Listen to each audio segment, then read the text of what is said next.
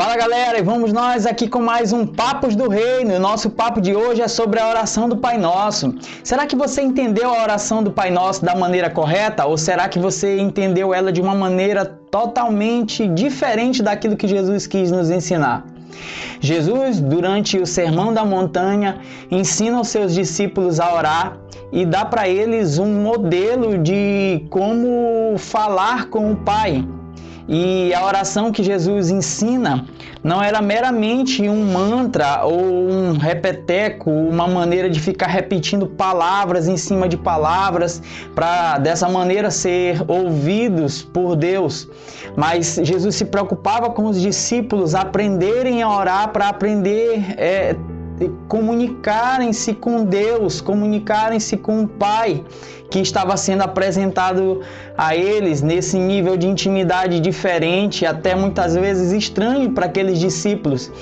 A maioria daqueles discípulos, ou todos, viam apenas Deus como um Deus distante, como apenas um Criador, mas Jesus estava mostrando para os seus discípulos Deus como um Pai presente em um nível de intimidade.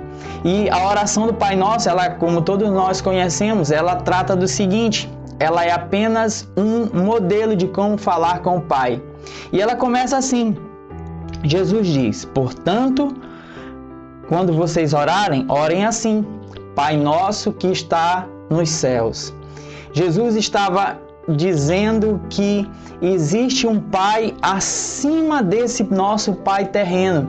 E muitas vezes nós tentamos compreender o Pai que está nos céus de acordo com a referência paterna que nós temos do nosso Pai terrestre. Só que infelizmente o nosso Pai terrestre ele é limitado, ele é falho, ele é pequeno, ele comete muitos erros e ele não é a melhor referência de Pai que nós temos. Ele é apenas a nossa referência terrena, mas Jesus estava falando de um Pai que está acima, de um Pai perfeito, de um Pai ilimitado, de um Pai presente em todos os momentos, mesmo quando nosso Pai terrestre não estava ou não esteve presente, ele sempre estava lá. Então Jesus já começa a oração fazendo essa diferenciação, que existe um Pai no céu que é totalmente diferente desse nosso Pai terreno. E era isso que Jesus queria apresentar para eles, Deus como Pai. A segunda parte ele diz, santificado seja o teu nome. Muitas das vezes nós ouvimos falar por aí que essa palavra santo, santificado, significa aquela coisinha intocável que fica ali no andor, que fica ali no pedestal. Não. A palavra santo não significa isso. A palavra santo no original significa aquilo que é separado, aquilo que é incomum. O nome de Deus é um nome que deve ser separado de todos os outros nomes. Vira e mexe, a gente vê pessoas contando, rindo de piadas com o nome de Deus, com o nome de Jesus. Mas na própria oração, Jesus está nos ensinando que o nome de Deus deve ser um nome colocado à parte de todo e qualquer nome, porque é um nome santo, é um nome sagrado que deve ser respeitado, deve de fato ser adorado e como tal nós devemos santificá-lo em todos os momentos, devemos valorizar o nome do nosso Deus. Venha a nós o teu reino. Olha só que coisa interessante, Jesus está nos ensinando a chamarmos pelo reino de Deus, pedirmos para Deus que o reino de Deus se estabeleça nessa terra, porque esse foi um dos grandes objetivos de Jesus, além de nos salvar, era estabelecer o reino de Deus na terra. Gente, isso é uma das coisas mais importantes do cristianismo, é estabelecer o reino de Deus na terra. Esse é o papel de todo cristão. O papel de todo cristão é fazer com que seja a sua vida submetida a Deus a tal ponto que as pessoas reconheçam que nós não somos pessoas normais nesse mundo. Isso mesmo, não somos pessoas normais, somos pessoas que fazemos parte de um outro reino, que vivemos em uma outra cultura, que aceitamos essa outra cultura em nossas vidas e por isso fazemos diferença. Tanto é que a Bíblia diz que a própria natureza ela está em ardente expectativa pela revelação dos filhos de Deus. Ela geme, ela chora pela revelação dos filhos de Deus. E Jesus está ensinando isso, clamarmos ao Pai: Senhor, venha o teu reino sobre nós, estabeleça o teu reino. Seja feita a tua vontade, ou seja, o que importa além de tudo é a vontade de Deus. Essa é mais uma lição importantíssima da oração do Pai Nosso. Que seja feita a vontade de Deus. Não é a nossa vontade, mas é a oração do Pai, que tudo vê, que tudo sabe, que tudo coordena lá de cima. Assim na terra como no céu. Ou seja, não é que a vontade de Deus só vai ser feita se nós estivermos dizendo: Deus, seja feita a tua vontade, seja feita. Não, é para que nós aceitemos a vontade de Deus sobre nossas vidas. E nem sempre a vontade de Deus é aquela que nos agrada, mas sempre ela será aquela que, para o nosso bem, aquela que realmente nós precisamos. A vontade de Deus é suprema, ela é boa, ela é agradável. O pão nosso de cada dia nos dai hoje. Jesus não deixa de lado as nossas necessidades físicas. Ele nos ensina justamente isso, clamarmos: Deus, não nos deixe faltar o pão de cada dia. Somos seres que precisamos de alimento, somos seres que temos nossas necessidades físicas, e até com isso Jesus se preocupava em os discípulos estarem colocando diante do Pai as suas necessidades, de nós estarmos colocando diante do Pai aquilo que nós precisamos, aquilo que nós estamos necessitando, seja de emprego, seja de alimento, para que nós possamos cuidar de nossas famílias, tenhamos com que repartir, como repartir com aqueles que precisam. Então, até com o pão de cada dia, Jesus se preocupava. E ele continua dizendo: e perdoa-nos as nossas dívidas, assim como nós temos perdoado os nossos devedores. Olha só, Jesus fala também de perdão dentro da oração do Pai Nosso. Assim como nós temos perdoado os nossos devedores, perdoa as nossas dívidas também, gente. A Bíblia diz que se nós não perdoarmos aqueles que nos têm feito mal, tampouco o nosso Pai Celestial nos perdoará. Então, a questão do perdão é algo muito forte. Imagine só, o Deus que nos ensina a perdoar, o Deus que nos manda perdoar, quer que nós o obedeçamos. Logo, se nós não perdoamos, nós não nos pareceremos com o nosso Pai, porque o nosso Pai é rico em perdoar.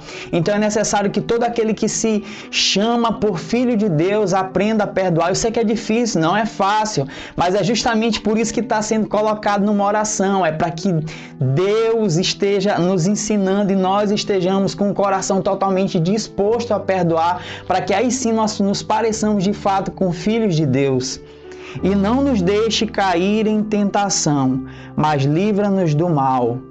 Olha só, cair em tentação. Esse é um risco que nós corremos o dia todo, 24 horas por dia. Seja em palavras, seja em pensamentos, seja em ações e até em omissões nós pecamos.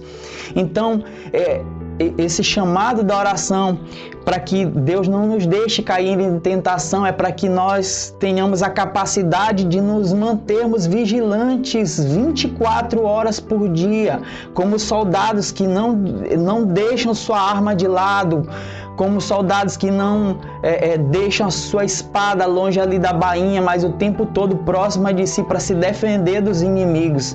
Então Jesus está nos ensinando isso também através da oração do Pai Nosso. Que nós peçamos a Deus todos os dias: Senhor, nos ensina a sermos vigilantes, nos ensina a estarmos alerta o tempo todo para que nós não caiamos em tentação, nós não estejamos com os nossos pés vacilantes. Senhor, ajuda-nos. Então é importante que todas as vezes que nós estejamos orando, nós façamos esse pedido a Deus também. Não nos deixe cair em tentação, ó Deus. E aí ele termina glorificando a Deus lindamente. Ele diz: pois teu é o reino, o poder e a glória para sempre. Amém. A nossa oração também tem que ser muito rica em glórias a Deus, em uma atitude de adoração. Não é só pedir. Isso deixa bem claro esse final da oração, que não é simplesmente pedir nem reconhecer Deus como Todo-Poderoso, mas também está na nossa oração glorificando a Deus, porque Ele é grandioso, Ele é onipotente, Ele é todo onisciente, Ele sabe de todas as coisas, Ele conhece o nosso coração, sabe das nossas necessidades, é Ele que supre as nossas necessidades. Então que nós possamos aprender a olhar para essa oração não simplesmente como algo repetitivo, até porque olha só o que a Bíblia diz, versículos antes de Jesus ensinar a oração do Pai Nosso. Ele diz assim: como se deve orar? No capítulo 6, versículo 6, ele diz: tu, porém, quando orares, entra no teu quarto e fecha a porta, e orarás a teu Pai que está em secreto, e o teu Pai que vê o secreto te recompensará. E orando, não useis de vãs repetições, como fazem os gentios, porque presumem que pelo muito falar serão ouvidos.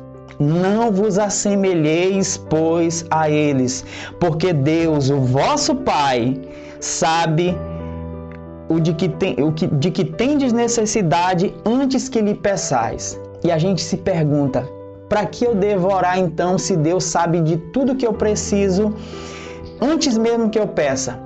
É porque Deus quer que você exerça a sua fé, que você acredite nele. Isso não é um teatro, meu amigo, isso é exercimento de fé, exercer a nossa fé, a nossa esperança em Deus, é dizer: Pai, eu estou aqui te pedindo porque eu sei que é de ti que provém todas as fontes da minha vida. Por isso, vá para o teu quarto, fecha a porta, ora ao Deus que vê o secreto, e esse Deus que vê o secreto te recompensará, Ele te abençoará.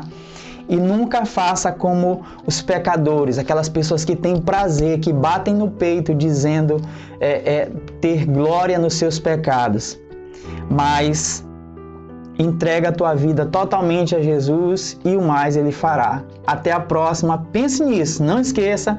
E se você gostou desse vídeo, se inscreva aqui no nosso canal, aperte aí no sininho para que toda vez que tem um novo papo a gente possa estar compartilhando sobre mais um papo do Reino de Deus. E até a próxima. Até logo. Fique com Deus.